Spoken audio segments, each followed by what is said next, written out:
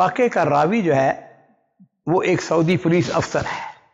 وہ کہتا ہے کہ میری ڈیوٹی جو تھی وہ تھی جیل خانہ، غالباً واللہ عالم بالصواب یہ جو مرض جیل ہے اس کے اندر. اچھا، جیل کے اندر مختلف شعبے ہوتے ہیں. یہ جس شعبے کا انچارج تو نہیں تھا لیکن بہرحال اس کا ذمہ دار تھا، وہ کیا تھا کہ جن لوگوں نے قرضہ لیا ہوا ہے اور قرضہ نہ دینے کی وجہ سے وہ جیل کے اندر ہیں، یہ اس محکمے کا یا اس شعبے کا انچارج تھا. کہتا ہے کہ عام طور پر ہمیں چھٹی نہیں ملتی، لیکن اس دفعہ ایسا ہوا کہ ہمیں رمضان کے آخر پہ چھٹی مل گئی، مجھے چھٹی مل گئی.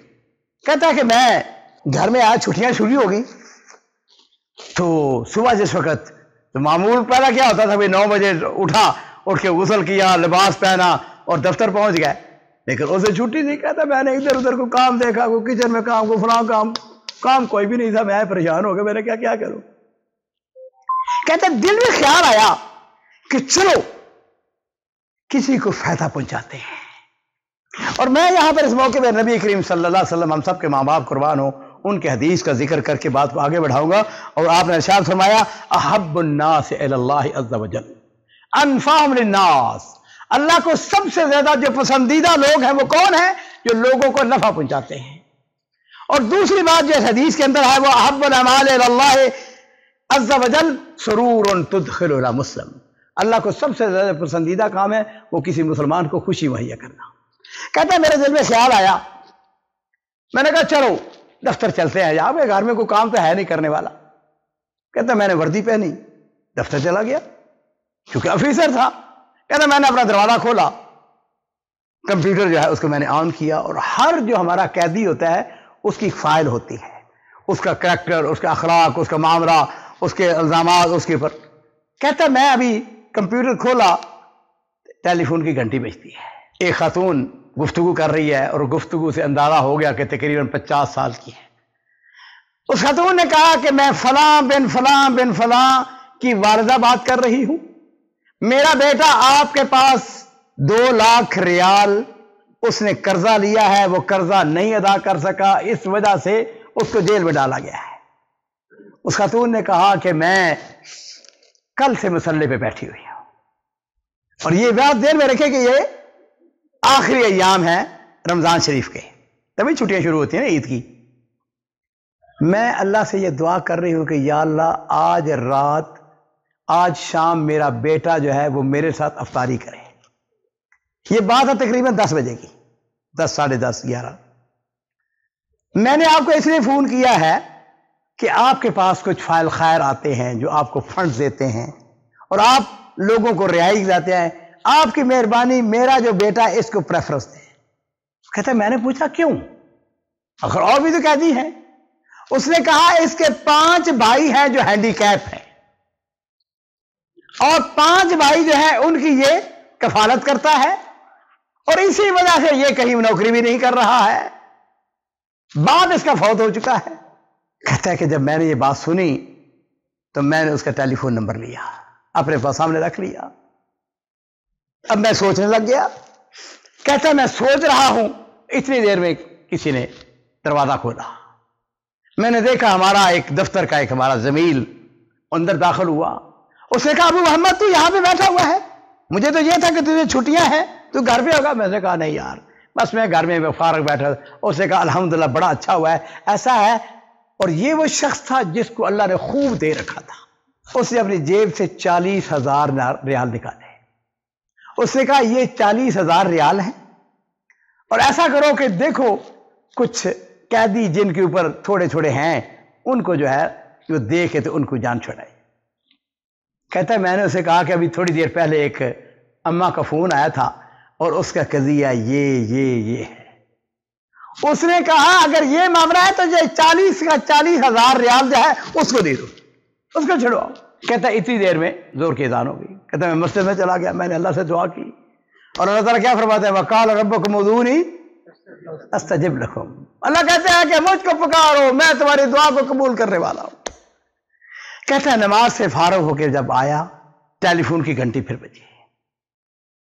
ایک بڑی کمپنی کا اس کا سیکٹری جس سے بات کر رہا تھا، اس نے کہا پوچھا فلاں بات کر رہے ہیں؟ میں نے کہا فلاں بات کر رہا ہوں۔ اس نے کہا میرا مالک جو ہے، ہماری کمپنی کا مالک بگ باس جو آپ سے بات کرنا چاہتا ہے۔ اس نے بات شروع کی، اس نے کہا یہ رمضان کے آخری دن ہے، اگر ان دنوں کے اندر ہم خیر خواہی، ہم تک لوگوں کے ساتھ ہمدردی نہیں کریں گے، ہم صدقہ خیرات نہیں کریں گے تو کب کریں گے؟ ایسا ہے کہ میرے پاس زکوٰۃ کے 1,40,000 ہے، یس 1,40,000 ریال ہے، اور ایسا کرے کہ آپ اس سے وہ قیدی جو ہیں ان کو چھڑوائیں۔ کہتا میں نے اس کو پھر کہانی وہی سنا دی۔ میں نے کہا ایک ماں کا فون آیا اور اس نے کہا کہ میں مصلے پہ بیٹھی ہوئی ہوں اور اللہ سے دعا کر رہی ہوں کہ میرا بیٹا آج میرے ساتھ افطاری کرے۔ اس نے کہا اگر ایسی صورت ہے نا تو یہ ساری کی ساری زکوٰۃ جو ہے اس کو دے دو۔ کہتا میں نے حساب کیا کہ باقی کتنے رہ گئے جی؟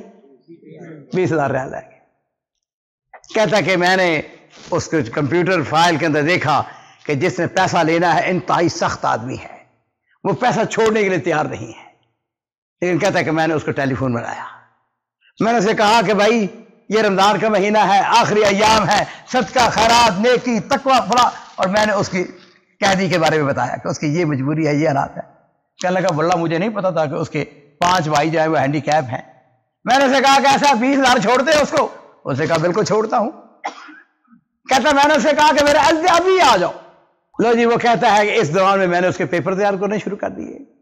وہ آیا، اس نے تنازل لکھ دیا۔ اب صورتحال جو ہے وہ یہ ہے کہ چونکہ چھٹیاں شروع ہو چکی تھی، قانون کے مطابق ہم اس کو نکال نہیں سکتے تھے، جیل سے نکال نہیں سکتے تھے۔ کہتا کہ میں نے کیا کیا؟ میں نے ٹیلی فون ملایا کہ اس کو اپنے سے بڑا جو افسر تھا اس کو، میں نے اسے کہا کہ ایک ماں جو ہے اس کی فریاد جو ہے وہ یہ ہے کہ میرا بیٹا میرے ساتھ افطاری کرے، کیا آپ اس کی مدد کر سکتے ہیں؟ اس نے کہا یہ میرے اختیار میں بھی نہیں ہے، میں اوپر لیول پہ بات کرتا ہوں، سب سے اوپر جو ٹاپ مین تھا اس نے بات کی۔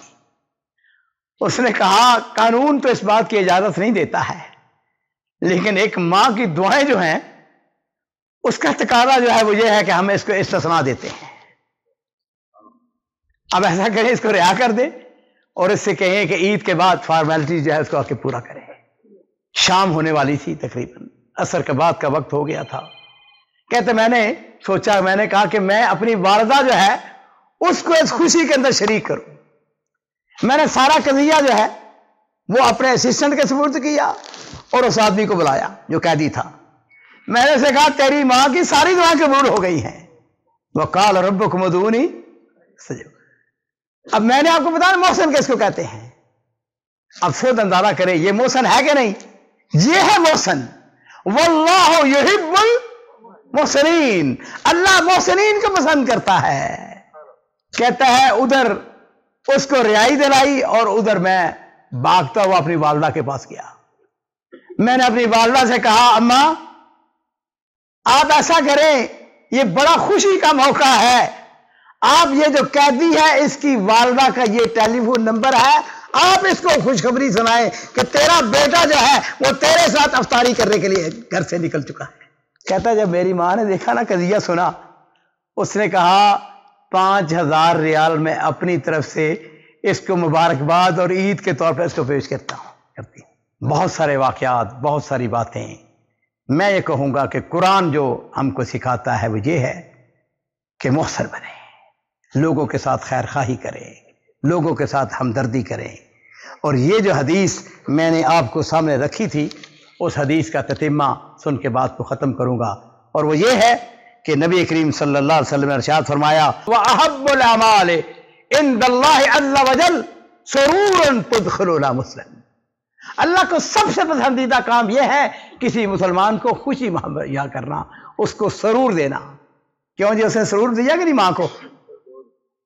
اور میں آپ سے بھی کہوں گا، اپنے آپ سے بھی کہوں گا، لوگوں کو خوشیاں دیا کریں، لوگوں کے ساتھ خیر خواہی کریں، لوگوں کے ساتھ ہمدردی کریں۔ اور حدیث کے اگلے الفاظ سننے والے ہیں، فرمایا او تکشف عنہ کربۃ، یا کسی کی پریشانی کو دور کر دینا، او تقضی عنہ دینا، یا اس کے قرضے کو اتار دینا، او تطرد عنہ جوعا، یا اس کی بھوک کو مٹا دینا، اور نبی کریم صلی اللہ علیہ وسلم کیا فرما رہے ہیں؟